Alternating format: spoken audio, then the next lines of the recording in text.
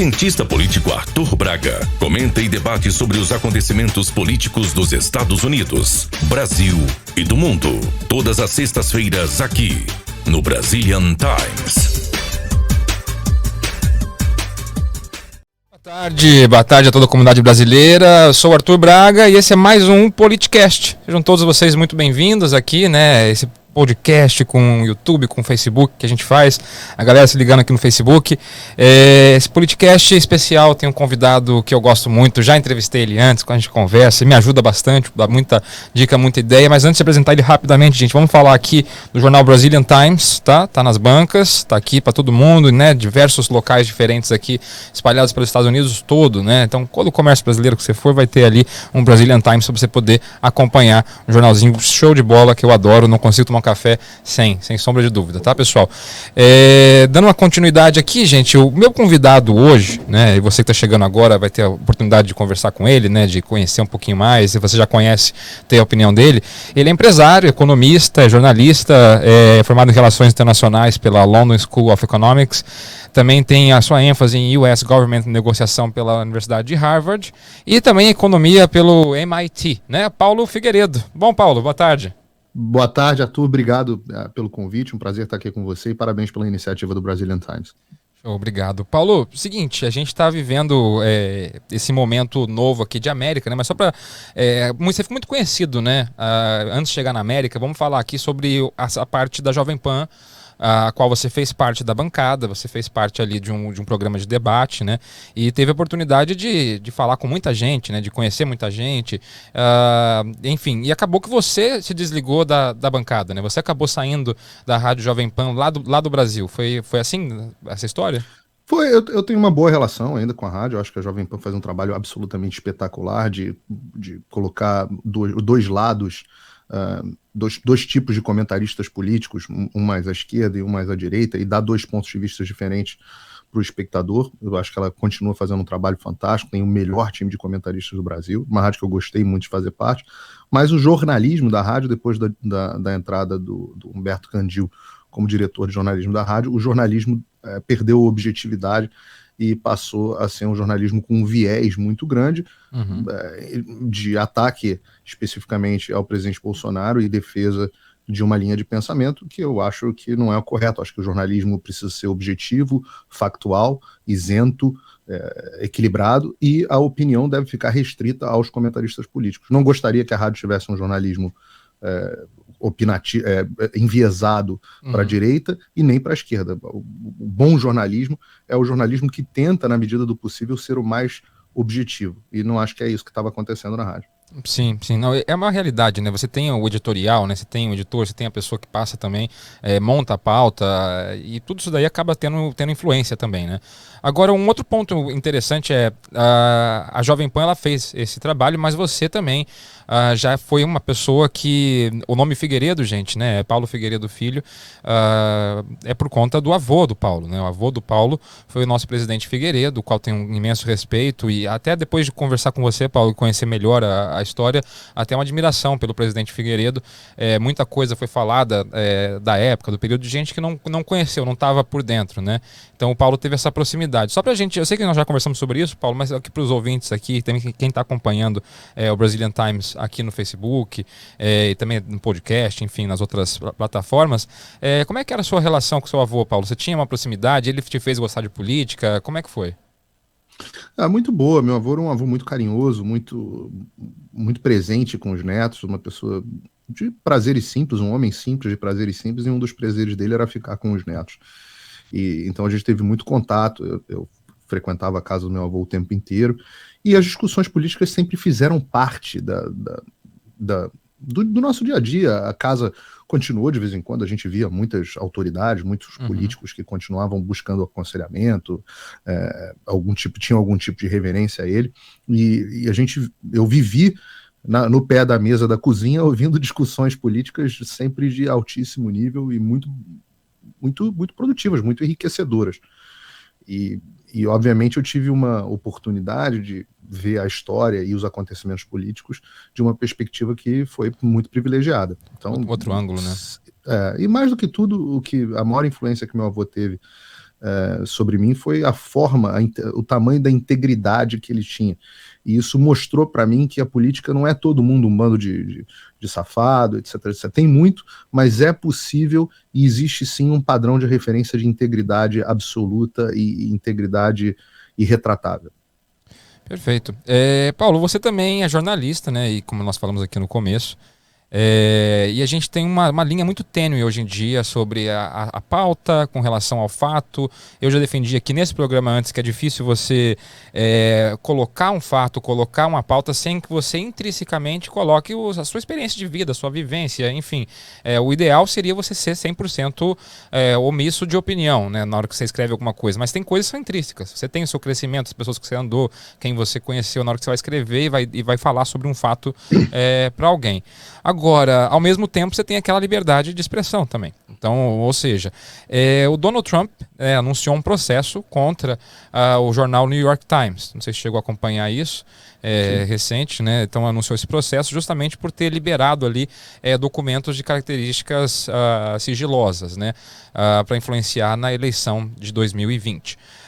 Como é que a sua opinião fica com relação a isso? Porque você tem ao mesmo tempo um jornalismo que tem que ser defendido, porque afinal de contas jornalismo é uma das bases da democracia, as pessoas elas ficam informadas através do jornalismo, né? Ele que mostra o que o político está fazendo, e ao mesmo tempo você tem um jornalismo usando uma camisa, né? Usando um time e jogando sujo para poder colocar quem eles querem no poder. Onde é que fica o Paulo Figueiredo nessa história? Como é que faria essa análise? Bom, primeiro a gente precisa separar os tipos de jornalismo, né? Esse jornalismo que a gente conhece como jornalismo tradicional, ele surgiu no século XIX e cresceu no século XX como um jornalismo objetivo, aquele jornalismo que ele é isento, aquele que ele é equilibrado e que ele procura se ater aos fatos e noticiar os fatos ao espectador, ao leitor, ao que quer que seja, né? O New York Times foi um dos baluartes desse tipo de jornalismo e influenciou todo o jornalismo mundial. As redes de TVs americanas tinham, por força de lei, por regulação da FCC, a obrigatoriedade de apresentarem os jornais desta forma, né, o que eles chamavam de Fairness Doctrine, doutrina da justiça, do equilíbrio, seja como você quiser chamar. Agora, isso é separado do jornalismo opinativo. Então é possível que você tenha um jornalismo que dá as notícias e aí você tem as pessoas que comentam, que dão as suas opiniões a respeito das notícias. E eu, por exemplo, sou um jornalista opinativo. Os veículos me pagam, me contratam para que eu dê a minha opinião a respeito dos fatos. Agora, o que aconteceu? Isso é um processo, o jornalismo sempre teve viés, é impossível, como você falou bem, a objetividade absoluta, então ela não é um fim atingível, mas é um fim desejável. Então o jornalista, ele ele sempre vai trazer as suas experiências, as suas opiniões, a sua ideologia, mas ele deve buscar o fim da objetividade. Então ele nunca vai conseguir atingi-la plenamente, mas ela deve ser pelo menos um objetivo. E assim foi durante muito tempo no jornalismo, e o jornalismo tinha um viés. Desde vou chamar aqui dos anos de 2010, há uma mudança no jornalismo. A segmentação, isso tem razões de mercado, razões ideológicas, razões políticas, mas o jornalismo tem se segmentado e falado cada vez mais para um público específico. E como mais nichado, né? É muito nichado, né? A gente saiu da época do broadcast para o narrowcast. Então, cada um fala especificamente com o seu público. E com isso, as linhas do jornalismo objetivo começaram a ficar misturadas. Existem várias razões para isso, uma visão ideológica dos jornalistas de que eles se acham superiores às pessoas comuns e por isso eles precisam filtrar a realidade para as pessoas comuns, senão elas vão chegar às conclusões erradas. Uma noção que é muito antiga também. Noção de 1922, num livro chamado Public Opinion, de um cara chamado Walter Lippmann. Enfim, mas no final das contas, precisa ficar separado o que é noticiar os fatos e o que é opinião política. Só que muitas vezes os jornais perderam esse caminho. O próprio New York Times, já que a gente está falando dele aqui, que era o baluarte do jornalismo objetivo, passou a ser um jornal de ativismo político de esquerda. Então, e com isso, se você parar para ler o New York Times hoje em dia, ele finge que está sendo objetivo, mas todos os fatos deles são construídos com insinuações, e aí existem técnicas específicas para isso, mas com insinuações, com técnicas de difamação e de ativismo político. Então, no caso do do vazamento do tax returns do Donald Trump, tem questões mais complicadas que isso, porque envolve sigilo de tax return, não é uma questão tão simples que envolva só a liberdade de imprensa, equilíbrio ou desequilíbrio. Mas, em linhas gerais, não tem problema nenhum de um jornal ter uma opinião de esquerda. O que eu considero uma fraude com o leitor é quando o jornal finge que não tem uma opinião de esquerda para se valer da autoridade de jornalismo objetivo que ele teve durante muitos anos, ou que ele tentou ter durante muitos anos, e não admite que ele é um jornal absolutamente opinativo. Aqui nos Estados Unidos a gente vê muito essa diferença, é muito clara. Por exemplo, a Fox News. Fox News é uma rede onde o show do Sean Hannity é opinativo, o show do Tucker Carlson é opinativo, o show da Laura Ingraham é opinativo, o show do The Five é opinativo, todos eles assumem que são opinativos. E aí quando você vai, por exemplo, para um show na CNN com o Anderson Cooper finge que é um âncora de notícias. E ele não é, ele é um comentarista político que está se fingindo de um âncora de notícias. Então, o que muda, no final das contas, é a honestidade que você tem com o leitor e com o espectador. De resto, todo mundo tem o direito e deve falar o que pensar e o que bem entender. Perfeito, muito interessante. Paulo, eu queria responder a pergunta de um ouvinte nosso aqui, que está acompanhando a gente pelo Facebook, que é o Diogo de Castro. E a gente já libera o Paulo, que tem a agenda dele corrida aqui nos Estados Unidos. Tá na Flórida, né, Paulo? Tô na Flórida. Na Flórida. O Diogo fez 2 perguntas e eu vou fazer as 2 ao mesmo tempo porque elas são interessantes. Saber a sua opinião, tá? O Diogo de Castro pergunta o seguinte: você concorda que esquerda e direita só fazem sentido em um sistema político burguês? E aí ele já está trazendo um conceito de sistema político burguês, né? Vamos falar sobre isso. E aí ele completa a pergunta dizendo o seguinte: quem financia a mídia controla seu conteúdo? Aí você é uma pessoa que viveu dentro da Jovem Pan, e eu não estou dizendo que a Pan é bancada por alguém, mas com certeza você consegue dar uma boa resposta aqui para o Diogo de Castro. Bom, o sistema político burguês é um linguajar marxista, não sei exatamente ao que ele se refere com o sistema político burguês. Não conheço o que é um sistema político burguês, né? A gente tem um sistema político democrático nos Estados Unidos, republicano no sentido de que é uma república, né? Esquerda e direita, essas definições, como todas as definições em ciências sociais, elas são imperfeitas, porque a definição de ciência social não é como a definição da ciência natural, onde ela é objetiva, absoluta, uma matéria é sólida e pronto, e está aqui a definição dela. Em ciência social, os termos mudam, as coisas transbordam de um termo para o outro. Então, por exemplo, o que é direita e o que é esquerda dentro dos Estados Unidos e dentro da Europa são concepções diferentes porque as sociedades são diferentes.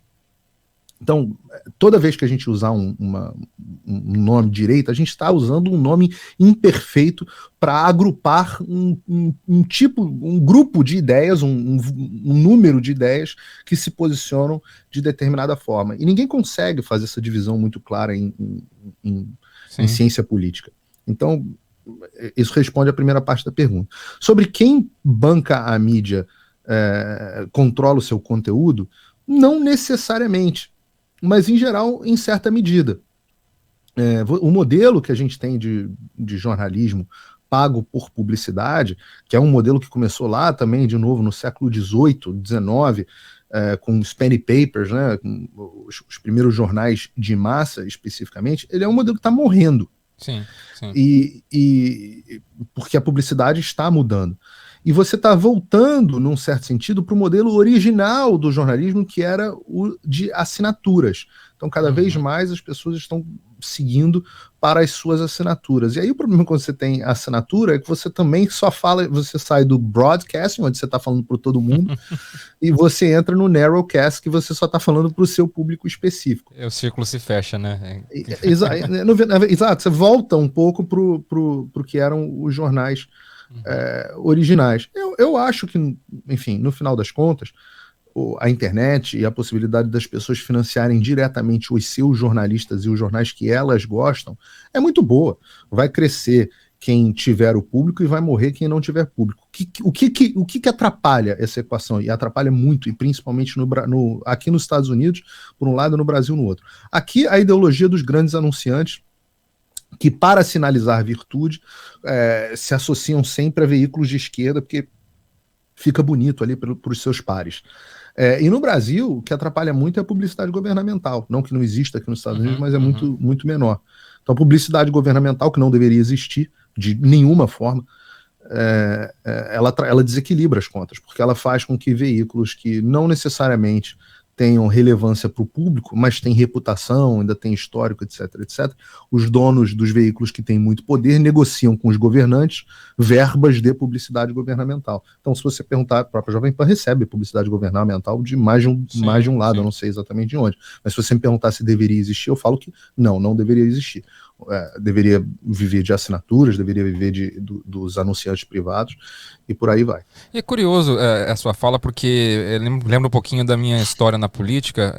Eu tive já o OCIP, né, ONG, e eu lembro que quando eu ia conversar com vereadores na época, você tem a sobra parlamentar no fim do ano, né, que eles têm para poder agir como executivo, né? E todos eles faziam doações para jornais, né? E aí os jornais de bairro faziam propaganda para eles, enfim, né? Você via a máquina, bem o que você falou exatamente. É uma forma de comprar influência. Se você pensar que hoje nos Estados Unidos, grandes veículos de mídia já não são mais, o objetivo deles nem é mais dar lucro. Você vê, o próprio New York Times, ele dá lucro, mas o lucro é irrisório. Você pensa, um dos maiores acionistas do New York Times, o Carlos Slim, por exemplo, bilionário, dono da América Móvil, tem os interesses dele lá no México, com a China, etc. O Washington Post é um jornal com uma reputação incrível, que estava falido, e o Jeff Bezos comprou. E qual a diferença para o Jeff Bezos se um jornal dá 50 milhões de dólares ou perde 50 milhões de dólares? Absolutamente nenhuma, cara, tem não sei quantos bilhões. Então, o que viraram esses jornais? Tokens de influência política. E isso está muito claro, né? O Bezos, inclusive, muito interessado na campanha de 2020, comprou o Washington Post de uma maneira muito clara. E você falou de dois jornais que são históricos, né? Porque para nós brasileiros é muito comum e conhecido o New York Times e o Washington Post. Mas tem outros dois jornais que fazem oposição a eles com nomes parecidos, né? Você tem o New York Post, né? E o Washington Times, que são jornais de viés contrários a eles, né? O New York Post é um dos jornais mais antigos, eu acho que é o jornal em circulação mais antigo dos Estados Unidos, do Rupert Murdoch, que é o mesmo dono da Fox News. Ele é mais antigo que o New York Times? Bem mais antigo. Achei que ele era... Eu sei que é o quarto maior circulação, enfim. Então é bom para o brasileiro conhecer. Gente, Paulo Figueiredo. Paulo, obrigado. Eu sei que sua agenda é corrida. Obrigado por falar aqui com a gente, tá? Muito obrigado mesmo. Paulo, um amigo de coração. Fica com Deus aí na Flórida. Tudo de bom para você, tá? Obrigado pelo convite, Arthur. Um abraço aí para os ouvintes, espectadores e leitores do Brazilian Times. Show de bola, gente. Paulo Figueiredo aqui com a gente no Politicast, né? Aqui no Brazilian Times. E o programa não acabou não, tá, gente? Nós vamos continuar aqui a falar e a trazer um pouco do que tem acontecido no Brasil, no mundo, né? E principalmente também vamos comentar algumas notícias, né, que estão chegando aqui para todo mundo. Basicamente, gente, eu queria trazer algo que foi bem relevante, né? Foi uma fala do Bolsonaro. O presidente Bolsonaro ele acabou trazendo uma fala hoje, né, dia 24 de setembro de 2021, e ele diz o seguinte: vai ter eleição, não vou melar, fique tranquilo, né? Essa foi a fala do presidente, e ali ele diz o seguinte: o presidente, ao refutar o discurso de parte de uma ala mais radical da esquerda, que teria intenção de dar um suposto golpe de Estado e melar, entre aspas, as eleições presidenciais de 2022. Em entrevista à revista Veja, o chefe do executivo garantiu a realização do pleito, né, do ano que vem, e até esboçou elogios ao presidente do Tribunal Superior Eleitoral, Luiz Roberto Barroso, com quem teve desentendimentos em função do voto eletrônico.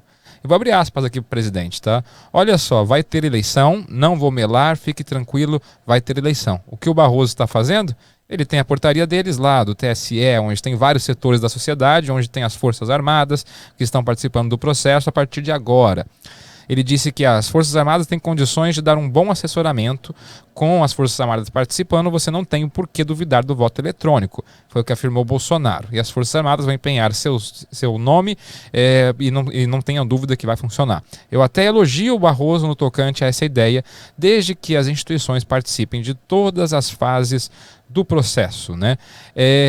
Falando da reeleição do presidente Bolsonaro, né, indagado se será de fato candidato a um segundo mandato, o presidente admitiu a intenção de concorrer. Se não for crime eleitoral, Eu respondo, pretendo disputar, foi o que disse. Em seguida, praticamente descartou a possibilidade de ter o general Hamilton Mourão novamente como companheiro de chapa. Abrindo aspas para o presidente mais uma vez. Olha só, se eu vier candidato, não vai mais repetir o que aconteceu em 2018. O vice tem que ter algumas características, tem que ajudar você, foi o que ressaltou. E tem que ajudar no tocante ao voto também. Então o pessoal diz para mim, o vice ideal é de Minas ou do Nordeste. Então tudo isso a gente vai botando na mesa, afirmou o presidente. O Mourão, por exemplo, eu acho que não está fechando a portaria com ele ainda. Agora, Mourão não tem a vivência política, praticamente zero. E depois de velho é mais difícil aprender as coisas, mas no meu entender seria um bom senador, né? Então, muita coisa pra gente comentar aqui, né, a respeito do presidente. Então tem a parte da fala dele, né, dizendo basicamente que confia agora, né, no Superior Tribunal Eleitoral e que vai colocar esse voto de confiança. Por quê? Porque as Forças Armadas vão estar fazendo o assessoramento. Isso não era possível graças a uma portaria justamente do TSE, que acabou permitindo isso. Então o Bolsonaro fez trocas nas Forças Armadas, aconteceram ali mudanças, principalmente de generais, novas pessoas foram empossadas. Durante o período do Lula-petismo, você teve basicamente uma troca total de quem comandava as Forças Armadas, não somente os brigadeiros, os generais de 4 estrelas, né, e almirante, mas também pessoas do alto escalão que estavam abaixo desses cargos. Então, esse emparelhamento que aconteceu acabou sendo desmontado pelo presidente, principalmente no ano 2019 e 2020, e agora está de outra forma, né? Está com um viés diferente. Se isso vai dar certo ou não, aí é uma outra questão. Se isso é legal dele fazer, é dentro da sua atividade como presidente, é o que ele pode fazer, né, com relação a isso. Agora, que o voto continua não sendo auditável, ele continua sem ser auditável. A grande briga não era se a gente confiava ou não no voto, ou se existia ali uma grande possibilidade de fraude. O grande ponto é que você não consegue auditar um voto eletrônico, você não tem como conferir ele. Então, ótimo que o Exército vai estar olhando, mas se precisar conferir, vai conferir como? Afinal de contas, você vai estar ali com a calculadora na mão e mais uma vez você vai colocar 2 mais 2 e vai dar 4. E você pode colocar isso 1000 vezes. 2 mais 2 vai dar 4. Então não tem como você recontar esse voto.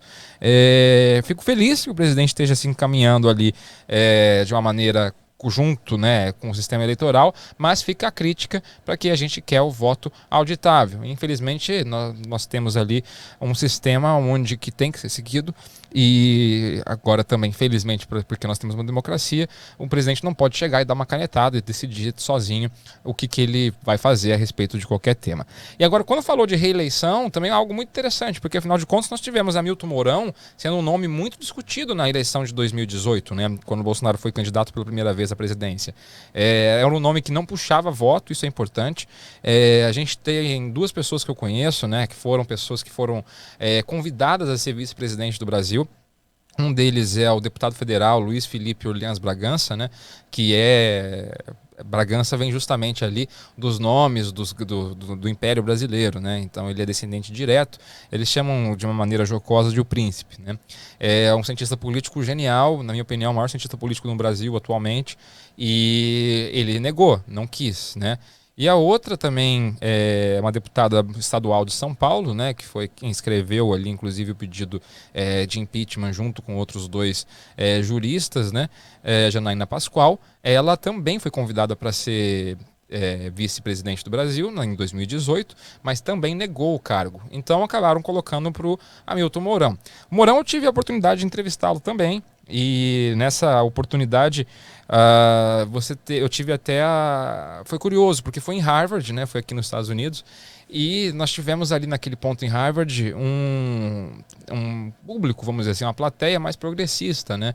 E muito crítica ao Mourão. Então, nos corredores, enquanto estava fazendo ali a cobertura para um veículo de comunicação, você tinha muita gente fazendo justamente esse jogo de crítica ao governo e de crítica a qualquer político que viesse desse meio. Só que o Mourão saiu incrivelmente bem na hora da sua fala, né? Inclusive sendo aplaudido muitas vezes pelo público. E fica ainda aquela dúvida com relação ao que o presidente quer dizer com apoio, né? Porque o apoio é um apoio de voto, que é importante, mas não foi necessário em 2018, afinal de contas o Mourão não puxa voto, e o apoio também de votos parlamentares, né? Afinal de contas, você tem um vice que tenha um trânsito legal com a Câmara e com o Senado, sempre ajuda um presidente. Então tem esses 2 lados ali que o presidente falou pra gente. O Diogo de Castro está dizendo o seguinte: não me convenceu. O espírito liberal da Jovem Pan ainda vive em você. É fácil ter o público com dinheiro. Tá aí o espírito liberal da Jovem Pan. O Diogo, o Paulo, ele inclusive saiu da Jovem Pan, né? Ele pediu para sair, né? Ele teve um desentendimento, né, naquele período. A Jovem Pan, eu concordo com você, que quem financia hoje em dia acaba controlando sim a notícia, se o financiador quiser, né? Infelizmente está cada vez mais raro o meio de comunicação que não segue essa linha. Você tem alguns jornais sérios aqui nos Estados Unidos, o Brazilian Times é um deles, né? Por isso que eu tenho orgulho de fazer aqui o podcast com eles. Afinal de contas, tem centenas de anunciantes no jornal e uma linha editorial que eu conheço aqui completamente isenta, né? Onde eles escolhem de maneira isenta, sem ter patrocinador pressionando e nada nesse sentido, ou como fazer sua publicação. Isso é importante, mas é cada vez mais raro, né? Cada vez mais raro, né, gente? Infelizmente. São pontos aqui importantes para a gente acabar se informando nessa sexta-feira, nesse podcast, né, com todos vocês. Eu queria também trazer mais um fato aqui que me chamou a atenção, né, a respeito, né, sobre a China proibir transações com criptomoedas, tá? Então vamos acompanhar aqui essa notícia, todo mundo junto, né? O comunicado divulgado no site do Banco Central da China diz que as criptomoedas não são moedas fiduciárias e não podem ser distribuídas no mercado, colocando em grave perigo os ativos das pessoas. A decisão proíbe todas as atividades financeiras vinculadas com moedas virtuais, como comércio, transações que envolvem derivados de criptomoedas e arrecadação de fundos. Com a medida, bolsas estrangeiras ficam proibidas de fornecer serviços relacionados a moedas digitais a investidores do continente via internet. O Banco Central chinês informou ainda que nos últimos anos o comércio e a especulação com Bitcoin e outras moedas virtuais se estenderam, alterando a ordem econômica e financeira, aumentando a lavagem de dinheiro, a arrecadação dos fundos ilegais, os esquemas de pirâmides e outras atividades criminosas. Após o anúncio da medida, o Bitcoin registrava queda de 6% no começo da manhã e a Ethereum caiu 7%. A XRP e a Dogecoin recuavam, né, 6% no início da manhã de hoje, né? É uma notícia interessante, né? O governo chinês fazendo ali uma contrapartida importante, afinal de contas é um mercado que não é um mercado consumidor monstruoso, né? Eles são um mercado exportador monstruoso, mas com certeza também envolve ali essa cadeia financeira. E o que eles querem dizer com isso? Quer dizer que a moeda não tem lastro, né? O que seria isso? Ela não tem com que... O que é uma moeda? O que é uma nota de $5? O que é isso? É um papel, gente. É um papel. É a gente que coloca valor naquilo dizendo, ó, $5 vai comprar tal coisa. Mas é um papel. E ele tem lastro. Então, antigamente era ouro, né? Então, quantidade de ouro que um país tinha, ele conseguia produzir uma quantidade de papel que valia aquela quantidade de ouro. Se ele começa a imprimir mais nota do que ele tem de ouro guardado, significa que essa moeda vai ficar o quê? Desvalorizada, né? Gera uma inflação. Ou seja, você vai precisar de mais papel, mais moeda para poder dar o mesmo valor de ouro que você tem. Porque o valor de ouro você não consegue imprimir ouro, né? Ouro é ouro. Hoje em dia é mais moderno que isso, você tem títulos do governo, você tem petróleo, você tem vários lastros que acompanham ali a moeda. Mas o ponto aqui interessante eles falam que o Bitcoin não tem lastro, porque ele não tem nada, não tem um banco central que rege ele. Muita gente fica às vezes um pouco perdido com essa questão de Bitcoin, como surgiu, onde veio, aquela história, e realmente é algo um pouco, vamos dizer, nublado, né? Não é algo de céu limpo. Então, a principal característica que é interessante sobre o Bitcoin ou moedas virtuais é que ela tira dois caras da jogada, né? E quem são esses dois caras? Basicamente, você tem uma transação acontecendo, vamos dizer assim, entre a pessoa A e a pessoa B, né? Então, vamos supor a pessoa A e a B. Eu chego com o meu cartão, eu sou a A, e vou fazer uma compra. Tem duas pessoas que ganham dinheiro nessa compra, né? Não somente a pessoa B, tem outras duas pessoas. A pessoa do banco, né, que tem a bandeira do cartão, ok? Então a bandeira do cartão ganha dinheiro, justamente por fazer essa tecnologia de dar o dinheiro de uma maneira digital, de fazer essa administração, de conferir se tem fundo na minha conta, enfim, todo esse serviço aí é colocado, então, seja banco e bandeira de cartão. E a terceira, eu falei duas, mas são três na verdade, né? A terceira pessoa é o governo. O governo ainda tem uma retirada de impostos de todas essas transações. E o que o Bitcoin faz? O Bitcoin ele exclui esses três caras da jogada, né? Quando eu compro, eu A compro de B utilizando uma moeda virtual, você não paga nenhum imposto, né? Ou agora nos Estados Unidos estão começando a conseguir controlar isso, mas você teoricamente não paga nenhum imposto, não paga para nenhum banco e não paga para nenhuma bandeira de cartão. Então, essa é uma realidade que ela é dura para os países, né? E a China acabou tomando aqui uma decisão de não permitir mais justamente essas negociações. Agora, para olhar uma coisa interessante, você tem ali, dentro dessa realidade, um país decidindo fazer esse corte, né? E justamente o que eles falaram também tem o seu lado, né? Com relação ao uso para lavagem de dinheiro, foi muito utilizado. O uso para poder fazer pirâmides ou coisas ilícitas também é muito utilizado. Então o caminho talvez seja uma certa regulamentação e não simplesmente fazer a proibição total. Mas o governo chinês ele costuma tomar decisões bem drásticas de maneira qualquer, né? Então não é uma grande novidade. Gente, esse foi o Politicast de hoje, né, dia 24 de setembro, né? Então vamos chegando aqui ao fim de mais um Politicast. Quero agradecer a todo mundo que participou, você que vai acompanhar agora a gente pelo podcast, também pelo YouTube. Espero que tenham curtido esse conteúdo, tá, gente? E sexta-feira que vem a gente volta com mais Politicast aqui no Brazilian Times. Fiquem com Deus.